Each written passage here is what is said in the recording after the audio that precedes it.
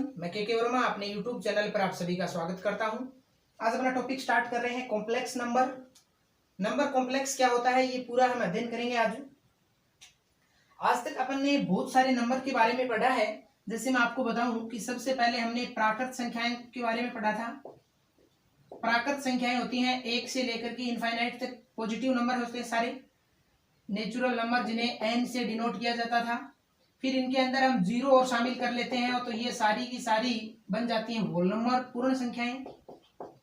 और फिर इनके अंदर सारे की सारे प्राकृत संख्याओं के नेगेटिव साइन के साथ यानी माइनस अनंत से लेकर के और जीरो अनंत तक पूरी की पूरी संख्याएं शामिल कर लेते हैं तो वो हो जाती हैं पूर्णांक।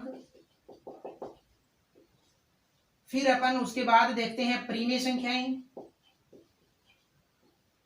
तो परिमेय संख्याएं कौन सी होती हैं? वे संख्याएं यानी ये सारी है ना ऊपर से, अब प्राकृत है वो सारी पूर्ण भी होती हैं और सारी की सारी प्राकृत संख्याएं पूर्ण में भी हैं, सारी की सारी पूर्ण संख्याएं पूर्णांक में भी हैं और पूर्णांक है वो सारे के सारे परिमेय संख्याओं में भी हैं। जिन संख्याओं को अपन p/q की फॉर्म में लिख सकते हैं जहां q not is equal to 0 वो सारी की सारी क्या होती हैं? परिमेय संख्याएं होती हैं।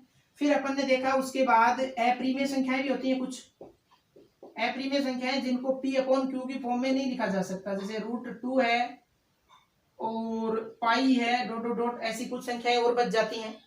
वो थी सारी अपरिमेय संख्याएं। अब ये सारी की सारी होती हैं वो होती हैं वास्तविक संख्याएं। वास्तविक संख्याएं होती हैं यानी ये सारी की सारी संख्याएं जिसमें शामिल कर ली जाती हैं वो क्या होती हैं? वास्तविक संख्याएं होती हैं। अब वास्तविक संख्याओं के अलावा भी कुछ संख्याएं और बच जाती हैं जिनका हमने पिछली कक्षाओं में अध्ययन नहीं किया था। आपको याद होगा कि पिछली कक्षा में जब हमने द्विघात समीकरण को सरल करने की कोशिश की थी, द्विघात समीकरण को अगर हम सरल कर रहे थे तो हमें विविध कर b² - 4ac बड़ा या बराबर 0 के बचता था तो हम कहते थे कि मूल है वो क्या है? वास्तविक है। लेकिन अगर ये b² - 4ac छोटा बच गया 0 से तब हम कहते थे कि इसके मूल है वो क्या है? काल्पनिक है। लेकिन हमने ये तो नहीं कहा था कि इसके मूल होते ही नहीं है। हमने आज तक ये नहीं कहा कभी भी कि द्विघात समीकरण का विविध कर जब नेगेटिव आ जाता है तो उसके मूल है वो होते नहीं है, ऐसा कभी नहीं कहा था। ये कहा था कि उसके मूल काल्पनिक है, लेकिन उसके बाद हमने कभी भी मूल है वो फाइंड आउट करने की कोशिश नहीं की। देखिए दोस्तों, आज अपन क्या करते हैं कि वो काल्पनिक मूल थे उन्हें भी हम कैसे फाइंड आउट कर सकते हैं, उन सभी के लिए वो जो प्रोसेस तैयार की गई है, जो एक संख्या का रूप तैयार किया गया है, उसे ही कॉम्प्लेक्स नंबर कहते हैं, सम्मिश्र संख्या कहते हैं। वो किस प्रकार से होती है? देखिए, इसका मतलब ये हुआ कि जो 0 से छोटा है तो हमें b² - 4ac का अंडर रूट करना पड़ता था। अगर अंडर रूट का मतलब अंडर रूट के अंदर ये 0 से छोटा है, इसका मतलब कोई ना कोई माइनस की संख्या है। जैसे मैंने लिख दिया रूट में -1। अब हम इसका -1 का वर्गमूल है वो नहीं लिख सकते, इसलिए हमने इसको वहीं पर पेंडिंग छोड़ दिया था। लेकिन अब हम इस संख्या को शामिल कर लेते हैं तो वास्तविक संख्याओं में a + b√-1 एक ऐसा रूप है वो नई संख्या का तैयार किया है और इसी संख्या को कहते हैं सम्मिश्र संख्या।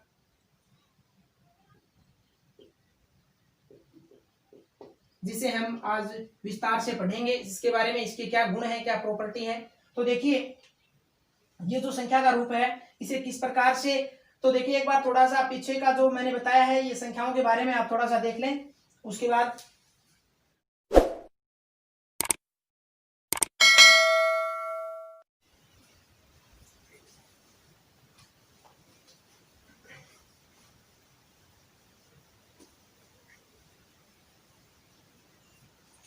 अब देखिए, जो कॉम्प्लेक्स नंबर है उसे अपन c से लिख सकते हैं या फिर उसे z से डिनोट कर सकते हैं। z से डिनोट करेंगे तो आप लिखेंगे कि a +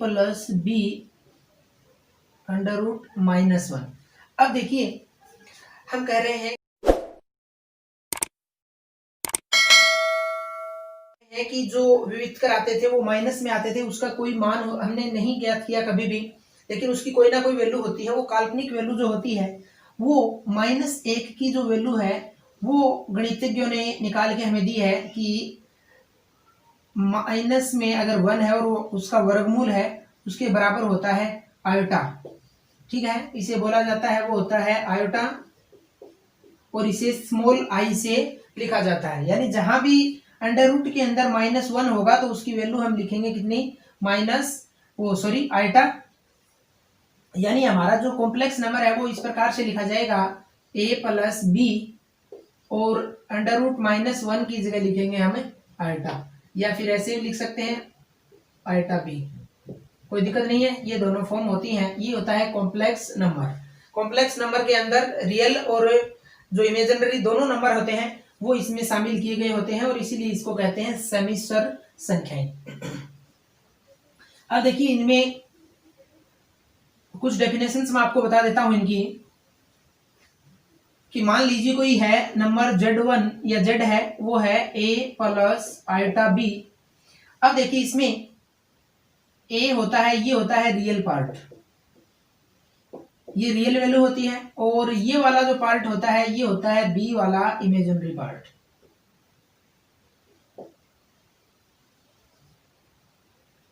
यानी ये एक इमेज है और ये होता है रियल, और ये इमेजिनरी काल्पनिक नंबर। अब इसमें क्या होता है कि a इस के लिए, इस समिश्र संख्या के लिए एक तो होता है प्योर रियल यानी शुद्ध वास्तविक संख्या, ठीक है, और एक होता है प्योर इमेजिनरी। एक तो प्योर रियल नंबर होता है और एक प्योर इमेज होता है, इमेजिनरी होता है। वो कैसे होता है, अगर a बराबर, आप a की जगह क्या ले ले, प्योर 0 है, a यानी 0 है और प्लस में आयोटा b है, यानी अकेला आयोटा b बचता है, तो ये तो हो जाता है प्योर इमेजिनरी। और जहां b बराबर 0 है तो ये बन जाएगा a प्लस आयोटा 0 यानी a, तो ये हो जाता है प्योर रियल। और यहाँ पर a बराबर 0 ले लिया तो हो गया प्योर इमेजिनरी। ठीक है, अब देखिए कंडीशन एक ऐसी भी हो सकती है, कोई आपसे सवाल पूछ सकता है क्या ऐसा कोई संख्या है जिसके अंदर b भी 0 है और a भी 0 है, दोनों 0 है, a बराबर भी 0 और b बराबर भी 0 है, ऐसा कोई नंबर हो सकता है क्या? तो उसके लिए आप लिखेंगे कि a और b दोनों 0 ले लेंगे, तो सीधी सी बात ये होगा और बराबर इसके आएगा 0। यानी जहां a 0 है b 0 है, इसका मतलब वो कॉम्प्लेक्स नंबर है, वो कितना है, 0 है। 0 के लिए आप दोनों a और b दोनों को 0 लेना पड़ता है। या फिर हम ये भी कह सकते हैं कि कोई ऐसा कॉम्प्लेक्स नंबर एग्जिस्ट करता है क्या जिसे हम प्योर रियल भी कह सकते हैं और प्योर इमेजिनरी भी कह सकते हैं, तो वो कॉम्प्लेक्स नंबर आपका होगा 0। ओके, यहां तक आपके समझ में आ गया क्या? अब हम देखते हैं इनके ऊपर कुछ संक्रियाएं, कुछ ऑपरेशन करके देखते हैं। जैसे सबसे पहला हम देखते हैं कि कॉम्प्लेक्स नंबर होते हैं उनके लिए हम देखते हैं एडिशन, जोड़ करके देखते हैं, योग देखते हैं इनका, वो किस प्रकार से होगा। देखिए मान लीजिए दो कॉम्प्लेक्स नंबर है, एक तो Z1 बराबर a प्लस आयोटा b और वहीं Z2 बराबर है c प्लस आयोटा d। तो देखिए इन दोनों को अगर आपको ऐड करना है यानी Z1 plus Z2 find out करना हो तो इसके लिए सिंपल सी बात है कि इसमें real part plus real part, यानी a प्लस, एक बार मैं डायरेक्ट लिखता हूं, a plus ultra b plus c plus ultra d। अगर ऐसा लिखा हुआ है तो इसे जोड़ते समय आप ध्यान रखें कि real number plus real number यानी a प्लस c होगा plus iota b plus iota d, ये दोनों जुड़ेंगे। जोड़ने के बाद यहाँ होगा a प्लस c प्लस, दोनों में आयोटा कॉमन है तो आयोटा और b प्लस d।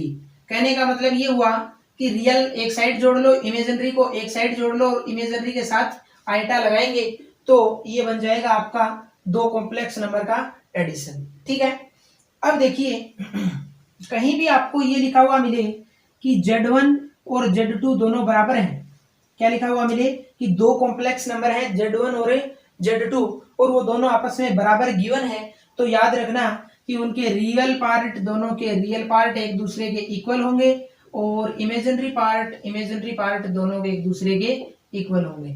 ठीक है, यानी अगर Z1 और Z2 दोनों बराबर हैं तो A बराबर C होगा और B बराबर D होगा, ये जरूरी है। ओके, यहां तक अगर समझ में आ गया है तो अब हम एडिशन के लिए कुछ प्रॉपर्टी हैं उनके बारे में अध्ययन करेंगे। एडिशन की जो कुछ प्रॉपर्टी हैं वो देखिए, जो हमने कुछ प्रॉपर्टीज पहले पढ़ी हैं और उन्हीं का हम थोड़ा सा इसमें भी उनको वेरीफाई करके देखते हैं। सबसे पहली प्रॉपर्टी होती है वो होती है क्लोजर प्रॉपर्टी।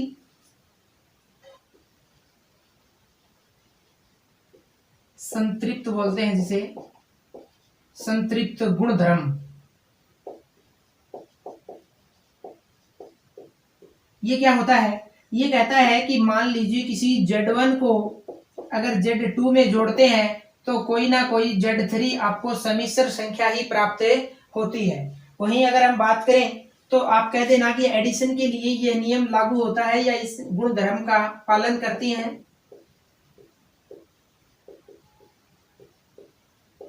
कैसे, क्योंकि अभी अपन ने एक उदाहरण लिया था, वो था Z1 A और C, मतलब A प्लस C इधर आ रहा था, इधर B प्लस D आ रहा था और उसके साथ में आइटा था। इसका मतलब वो क्या था, एक कॉम्प्लेक्स नंबर है।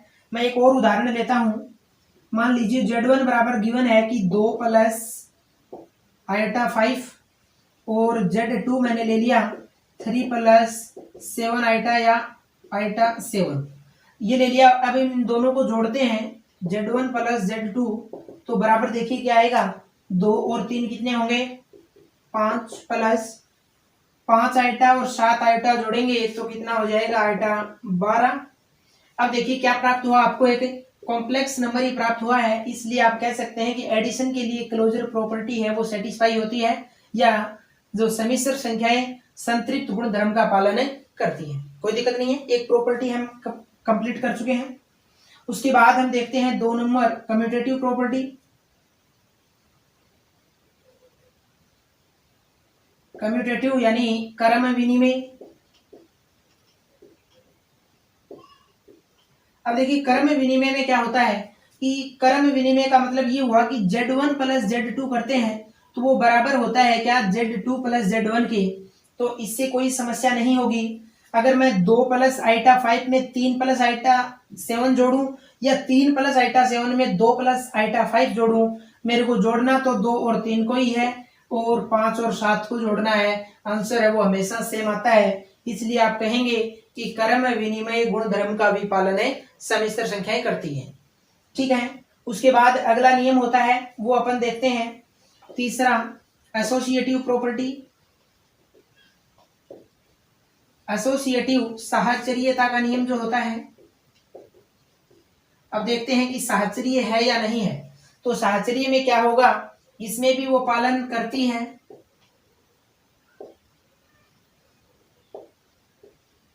वो किस प्रकार से होता है, इसमें होता है कि Z1 प्लस Z2 दोनों को जोड़ने के बाद अगर उसमें हम Z3 जोड़ें तो क्या वो बराबर होता है कि Z1 को पहले अलग रखें और Z2 प्लस Z3 जोड़ दें।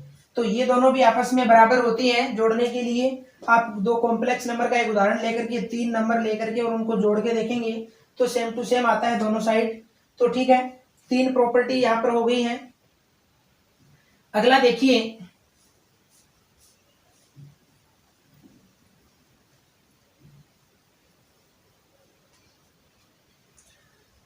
चौथी प्रॉपर्टी हम देखते हैं कि यहां पर एडिटिव, एक तो इनवर्स होता है, इनवर्स का एग्जिस्टेंस होता है क्या वो देखते हैं हम। इसका प्रतिलोम,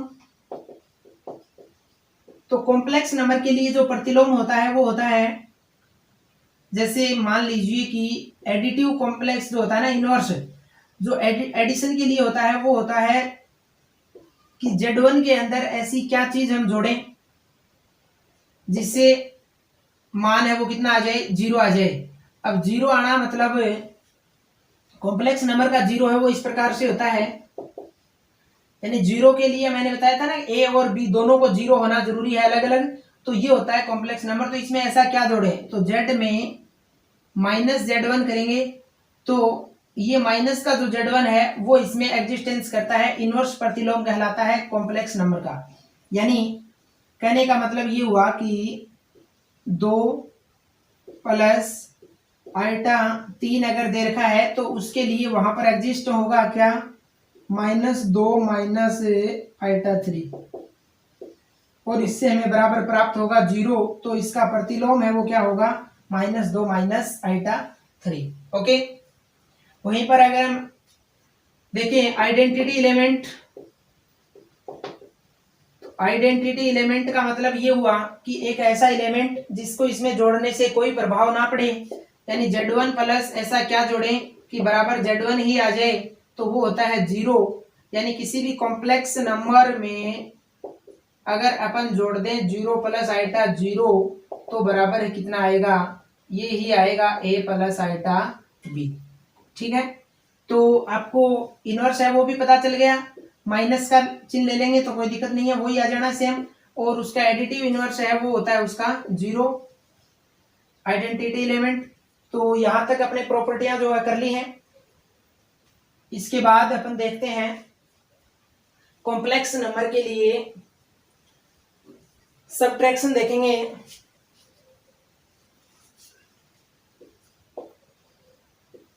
इसे व्यवकलन बोलते हैं, घटाओ जिसे बोलते हैं माइनस। ठीक है, तो वो हम करके देखते हैं, वो भी सेम है। जैसे z1 में से अगर z2 माइनस करना है तो देखिए, मान लीजिए यहाँ लिखा हुआ है कि 3 प्लस आइटा 6 और उसमें से माइनस करना है वो है 2 प्लस आइटा 3। तो ये माइनस करने के लिए आप क्या करेंगे कि 3 माइनस 2 और 6 आइटा माइनस 3 आइटा जो भी है वो लिख देंगे। तो 3 में से 2 जाएगा 1 प्लस 3 आइटा, ये इसका आंसर आ जाएगा। नॉर्मल सी कैलकुलेशन है, यहाँ तक कोई दिक्कत नहीं है किसी के जोड़ और घटाव में। अब घटाव के लिए भी वो सारी प्रॉपर्टी आप लगा करके देखेंगे तो सारी सेटिस्फाई हो जाएंगी। अब देखिए अगला अपन देखते हैं इसका मल्टीप्लीकेशन, गुणा। मल्टीप्लीकेशन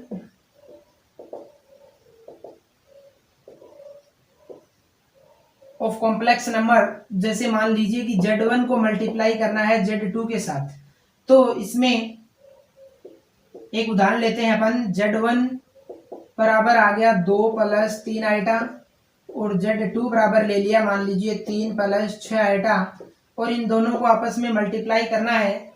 तो z1 इंटू z2 बराबर होगा 2 प्लस 3 आइटा मल्टीप्लाई किसके साथ, 3 प्लस 6 आइटा। समझ में आ रही है यहाँ तक।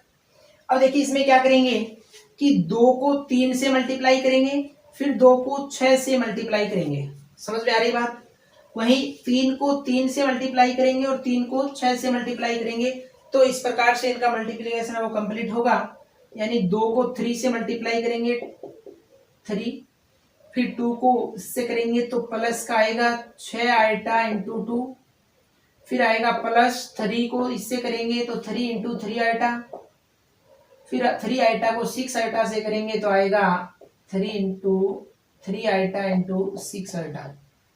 अब देखिए 2 3 6 आएगा, प्लस 6 दूनी 12 आइटा आएगा, प्लस 3 3 9 आइटा आएगा, और प्लस में आएगा 6 3 18 आइटा स्क्वायर। ओके, अब देखिए ये हो जाएगा 6 12 और 9 आइटा को दोनों को जोड़ देंगे तो आ जाएगा 21 आइटा प्लस 18 आइटा स्क्वायर। अब यहां तक करने के बाद इसकी आइटा स्क्वायर की भी वैल्यू होती है, वो मैंने अभी आपको बताई नहीं है, वो और बता देंगे तो आप सीधा मान रख करके फिर इसको सोल्व भी कर सकते हैं। किस प्रकार से होती है वैल्यू वो देखिए। यहां तक आपकी समझ में आ गया मल्टीप्लीकेशन तक। अब देखिए इसकी भी कुछ प्रॉपर्टीज होती हैं, वही सारी प्रॉपर्टी अब इसमें लगा देंगे मल्टीप्लीकेशन के लिए। तो मल्टीप्लीकेशन के लिए कम्यूटेटिव होता है। पहले सबसे पहले अगर हम क्लोजर की बात करें, क्लोजर प्रॉपर्टी की बात करें तो कोई दिक्कत नहीं है, Z1 इंटू Z2 बराबर आएगा Z2 इंटू Z1 के लिए, तो ये भी सेटिस्फाई होगा। एसोसिएटिव की बात करें तो वो आएगा